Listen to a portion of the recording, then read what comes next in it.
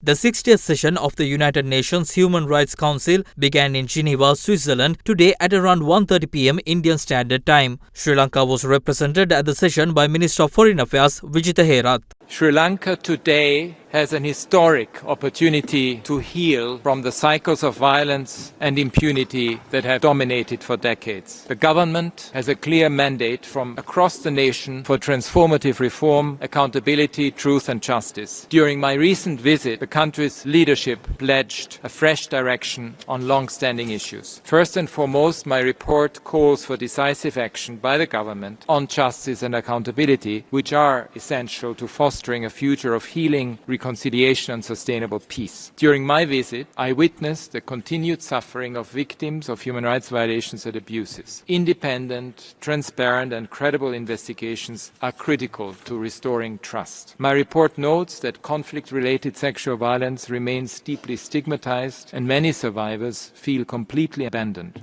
The demands of victims and survivors must be addressed. Their voices must guide the government's policies on accountability, truth, justice and reparation. This calls for a formal acknowledgement of violations and abuses, including during the civil war. Victims and survivors need the state and its security forces to accept responsibility and recognize the lasting impact of violations and crimes committed by them, alongside those committed by non-state armed groups such as the LTTE. There must be a shared sense of the facts and a shared conviction that justice is being served. I welcome the President's statements in this regard and the increased space for memorialization by victims. Second, there is an urgent need for Sri Lanka to undertake deep constitutional, legal and institutional reforms.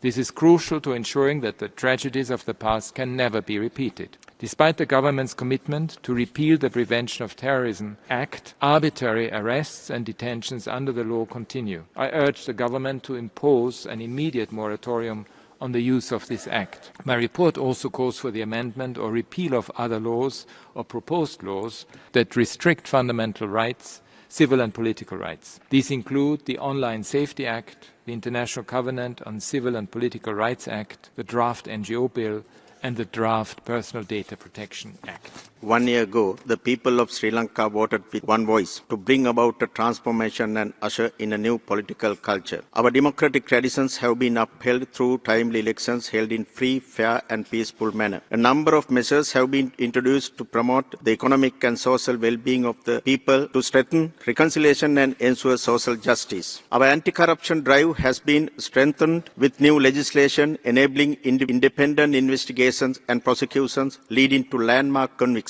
The government is in the process of repealing the PTA and introducing new counter-terrorism legislation. Amendments are being formulated through consultations to the Online Safety Act. The government continues to strengthen the domestic reconciliation mechanisms by guaranteeing their independence and the necessary financial and human resources allocations. Respecting the right for truth and justice, the government has allocated required resources for excavations at the Chemmani grave site, which are being carried out under judicial supervision. Further consultations are underway with a view to establishing a Truth and Reconciliation Commission. The government is committed to advancing accountability through credible domestic processes. Therefore, the government is opposed to any external mechanism imposed on us, such as the Sri Lanka Accountability Project, which serves to create divisions and complicate the national reconciliation process underway in Sri Lanka. We seek your continued support to provide us the time and space that is required to make use of this historic opportunity